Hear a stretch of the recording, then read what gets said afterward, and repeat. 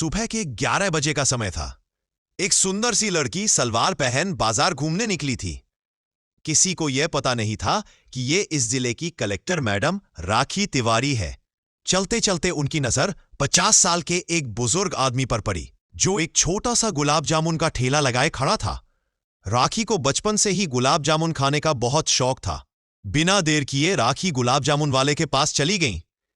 गुलाब जामुन देखकर राखी से रहा नहीं गया और ठेला वाले से बोली, काका एक गुलाब जामुन दे दो। रामू काका ने डिब्बे से गुलाब जामुन निकाला और राखी को दे दिया। राखी गुलाब जामुन खाने ही वाली थी कि अचानक से एक मोटरसाइकिल पास आकर रुकी, जिसमें थाने का एसआई विक्रम प्रसाद था। इसने बाइक पास ही खड़ी की, चाबी निकाली और गुलाब जामुन वाले के पास गया। बोला, अरे ओ बुड्ढे, जल्दी से एक गुलाब जामुन निकाल। रामू काका ने घबराते हुए एक गुलाब जामुन निकालकर उसे दे दिया। विक्रम प्रसाद वहीं खड़ा खड़ा खाने लगा। तभी उसकी नजर वहां खड़ी लड़की राखी पर गई। उसे अंदाजा भी नहीं था कि वहां कोई साधारण लड़की नहीं, बल्कि इस जिले की कलेक्टर मैडम है।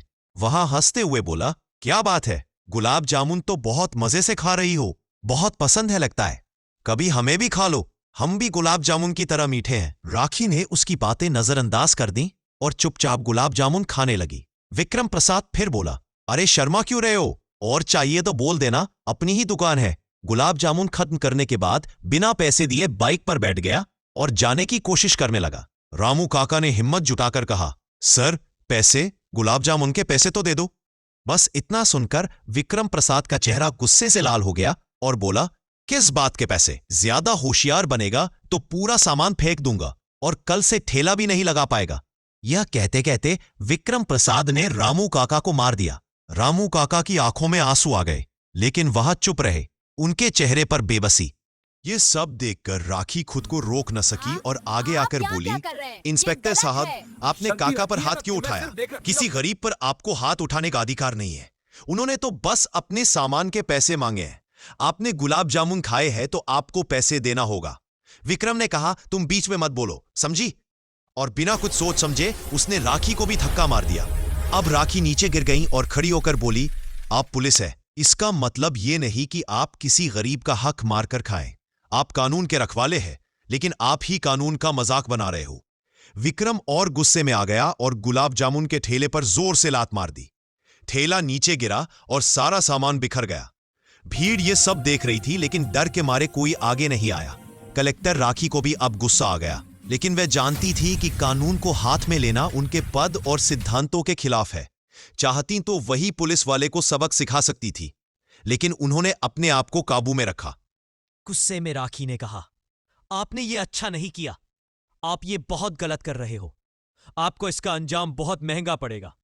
मैं आपके खिलाफ रिपोर्ट दर्ज करवाऊंगी और आपको सस्पेंड कराकर रहूंगी। आप भी जानते हैं कि मैं कौन हूं। आपको यह बहुत महंगा पड़ेगा। विक्रम मुस्कुराते हुए बोला, तेरी औकात है कि तू मुझे सस्पेंड कर सके? मैं इस थाने का थानेदार हूं। ज्यादा जबान चलाई ना तो किसी भी केस में अंदर कर दूंगा और जेल में डाल दूंगा। जिंदगी भर चक्की पिसते रहना। इतना कहकर विक्रम प्रसाद बाइक पर बैठा, बाइक चालू की और चला गया। इधर रामू काका की आंखों में आंसू थे। वह अपने सामान समेट रहे थे और बोले, बेटी तुम ये सब क्यों किया? मेरी वजह से उसने तुम्हें भी मार दिया। वह बहुत खराब है। कई दिनों से यही मेरे पास का गुलाब जामुन खाता है और बिना पैसे दिए चला जाता है। ये सब तो रोज का ही है। हम पूरा दिन मेहनत करते हैं और कुछ पैसे बचाते हैं, तभी घर चलता है। अगर ये ऐसा ही करेगा तो हमारा घर कैसे चलेगा? राखी बोली, काका तुम्हारे साथ जो हुआ है बहुत गलत है, लेकिन आप घबराओ मत, मैं इसका बदला जरूर लूंगी। मैं तुम्हें इस पुलिस वाले से बचाऊंगी, चाहे कुछ भी हो जाए। काका ने उनकी ओर देखकर मुस्कुराते हुए कहा, नहीं बेटी, तुम भी क्या कर सकती हो? वह इस थाने का बहुत बड़ा अफसर है। अगर उसके आगे कोई बोला तो उसे किसी भी जुर्म में अंदर कर देता है। काका ने रोते हुए कहा, तुम घर चली जाओ। राखी नाराजगी भरी आवाज में बोली, काका मैं तो घर जा रही हूं, लेकिन इसका मतलब ये नहीं कि मैं शांत बैठ जाऊंगी। शायद उसे भी पता नहीं कि मैं कौन हूं, लेकिन जब तक पता चलेगा तब तक बहुत देर हो चुकी होगी। राखी घर चली गई। घर पहुंचकर अकेले बैठकर सोचने लगी कि इसको कैसे सबक सिखाया जाए। फिर उसने सोचा, अगर ये ऐसा है तो पूरा पुलिस स्टेशन कैसा होगा। उसने खुद को एक साधारण लड़की की तरह रखा और सीधे पुलिस स्टेशन पहुंच गई। वहां के पुलिस अधिकारी ये भी नहीं जानते थे कि ये कोई साधारण लड़की नहीं बल्कि उस जिले की कलेक्टर मैडम राखी है। थाने में कदम रखते ही उनकी नजर थाने में बैठे विजय सिंघा पर पड़ी। राखी सीधे उनके पास गई और कहा, विक्रम प्रसाद कहाँ है? मुझे उनके खिलाफ रिपोर्ट लिखवानी है। उन्होंने सड़क किनारे गुलाब जामुन बेचने वाले के साथ बहुत गलत किया है। उनका ठेला गिरा दिया, पैसे भी नहीं दिए और उनके साथ मारपीट भी की। जब मैंने बोला तो मुझे भी मारा और बहुत गंदी बातें की। उन्होंने जो भी किया कानून के खिलाफ है, इसलिए मैं उनके खिलाफ रिपोर्ट लिखवाने आई हूं। विजय सिंघा खड़े होकर बोले, तुम क्या कह रही हो? मैं अपने बड़े साहब के खिलाफ रिपोर्ट लिखूं? वह इस थाने का थानेदार है और उसने गुलाब जामुन खा लिया और पैसे नहीं दिए तो ये कोई बड़ा जुर्म नहीं है। अब यहां से भी तो धक्के मारकर भगा दिया जाएगा। राखी ने शांत स्वर में कहा, देखिए सर, रिपोर्ट तो आपको लिखनी ही होगी। आप मुझे कानून मत सिखाइए। कानून कहता है किसी पर भी हाथ उठाना और किसी का हक मारना अपराध है। अगर आपने कार्रवाई नहीं की तो मैं आप पर भी केस कर दूंगी। ये सब सुनकर विजय सिंघा आग बबूला हो गया और जोर से बोला, क्या कहा तुमने? तुम मेरे खिलाफ केस करोगी? इतनी औकात है तुम्हारी? उसकी आंखों में गुस्से का खून था। वह भारी आवाज में बोला, मैं इस थाने का अधिकारी हूं, चाहूं तो तुम्हें अभी के अभी अंदर डाल सकता हूं। इसलिए मुझे गुस्सा मत दिलाओ, नहीं तो अंजाम बहुत बुरा होगा, समझी? इतना कहकर उसने राखी को धक्का मार दिया। राखी थोड़ी लड़खड़ाई लेकिन खुद को संभाल लिया। अब वह समझ चुकी थी कि इस थाने में सब एक जैसे ही हैं। अब उसे समझ आ गया कि विक्रम प्रसाद और विजय सिंघा को सस्पेंड करना कितना जरूरी है। वह धीरे धीरे टेबल की ओर बढ़ी और ठंडी आवाज में बोली, आप लोग नहीं जानते मैं कौन हूं और मैं आपको सस्पेंड करा सकती हूं। याद रखना, आपको यह सब बहुत महंगा पड़ेगा। इतना कहकर राखी पुलिस स्टेशन के बाहर चली गई। इधर थाने में सब पुलिस वाले हंस रहे थे, लेकिन विजय सिंघा के मन में एक छोटा सा शक आया। आखिर ये महिला है कौन? जिस अंदाज में बात कर रही थी, कोई बड़ी हस्ती तो नहीं, किसी मंत्री की बेटी या कोई अफसर तो नहीं। लेकिन उसने इस बात पर ज्यादा ध्यान नहीं दिया और सोचा, अरे आजकल की लड़कियां भी 2 क्लास पढ़ ले तो खुद को महान समझ लेती है। अगले दिन पुलिस स्टेशन में एक बहुत बड़ी मीटिंग बुलाई गई, जिसमें विक्रम प्रसाद और विजय सिंघा सहित जिले के बड़े बड़े अधिकारी आए थे और कुछ मीडिया के लोग भी। कभी उन लोगों के बीच एक लड़की कलेक्टर की वर्दी पहनकर आई और माइक के सामने बोली, कल मैंने अपने पद को संभाला और देखा कि कैसे 2 अधिकारी अपने पद का गलत उपयोग कर रहे हैं।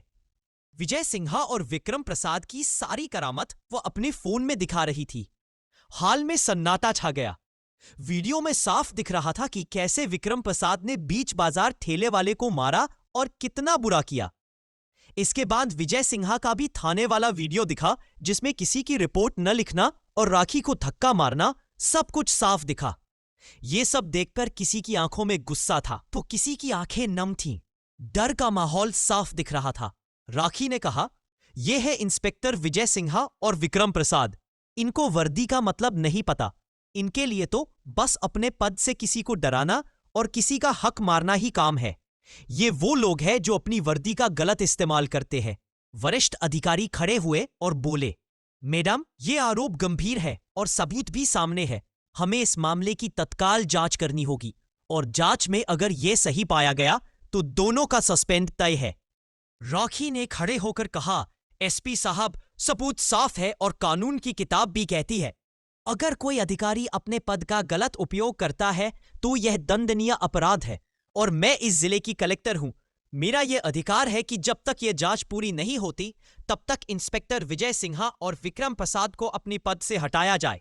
उनकी आवाज में इतना दृढ़ निश्चय था कि हाल में बैठे दोनों अधिकारी के चेहरे पीले पड़ गए। एसपी ने आगे बढ़कर दोनों अधिकारियों को सामने खड़ा होने को कहा। विजय सिंघा ने कहा, मैडम, हमसे बहुत बड़ी गलती हो गई। तभी राखी ने शांत स्वर में कहा, गलती तब होती है जब अनजाने में हो।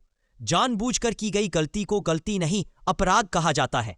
तुमने जानबूझकर ठेले वाले को मारा और मुझे भी, और अब तुम इसे गलती कहते हो।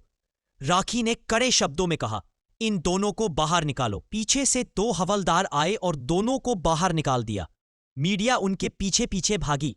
सभी के कैमरे उन दोनों की ओर थे। सभी पूछने लगे, विक्रम, क्या आप मानते हो कि आपने गरीब का शोषण किया? क्या आपने अपने पद का गलत उपयोग किया? लेकिन दोनों सिर झुकाकर खड़े रहे। उन्होंने किसी भी सवाल का जवाब नहीं दिया। राखी ने कहा, यह मामला सिर्फ 2 अफसरों का नहीं है, ये मामला है पूरे जिले का। ये एक संदेश है उन लोगों को जो अपने पद का गलत उपयोग करते हैं, चाहे वो आईपीएस हो, एसडीएम हो या कोई भी बड़ा अधिकारी। अगर कानून तोड़ेगा तो सजा जरूर मिलेगी। अगले ही दिन जिले में एक विशेष टीम बनाई गई। विभागीय जांच एसपी दिनेश कुमार के अधीन शुरू हुई। टीम ने जांच शुरू की। दोनों अधिकारियों के खिलाफ सबूतों को फिर से परखा। ठेला वाले को न्याय का आश्वासन दिया गया। बाजार के कई प्रत्यक्षदर्शी बिना डर के सामने आए और बयान दिए। कलेक्टर राखी द्वारा रिकॉर्ड किया गया वीडियो फिर से देखा गया कि कैसे विक्रम अपनी मनमानी कर रहा था। विशेष टीम ने जल्द ही अपनी सारी रिपोर्ट कलेक्टर साहिबा को दे दी, जिसमें कई लोगों के बयान थे। उनमें साफ दिख रहा था कि इंस्पेक्टर विक्रम और विजय सिन्हा ने कई गरीबों के साथ अन्याय किया है। सारे सबूत इकट्ठा करने के बाद कलेक्टर राखी ने फिर से एक प्रेस कॉन्फ्रेंस बुलाई, जिसमें जिले के सभी वरिष्ठ अधिकारी आए थे। हाल में माहौल बहुत गंभीर था।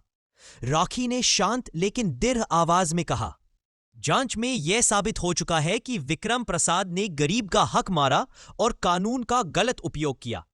उन्होंने अपनी गरिमा को तार तार कर दिया। ऐसे अधिकारी के लिए इस पुलिस बल में कोई जगह नहीं है और ना ही ये लोग वर्दी के लायक हैं। राखी ने जांच की फाइल उठाई और अंतिम फैसला सुनाया। मैं राखी, इस जिले की कलेक्टर, अपने पद पर खड़ी होकर यह आदेश देती हूं कि विजय सिन्हा और विक्रम प्रसाद को उनके पद से हमेशा के लिए निलंबित किया जाए। यह निर्णय तत्काल प्रभाव से लागू होगा। इतना कहते ही ताली की आवाज जोर जोर से गूंज उठी। यह पहली बार था कि पुलिस बल में इतनी बड़ी कार्रवाई हुई थी।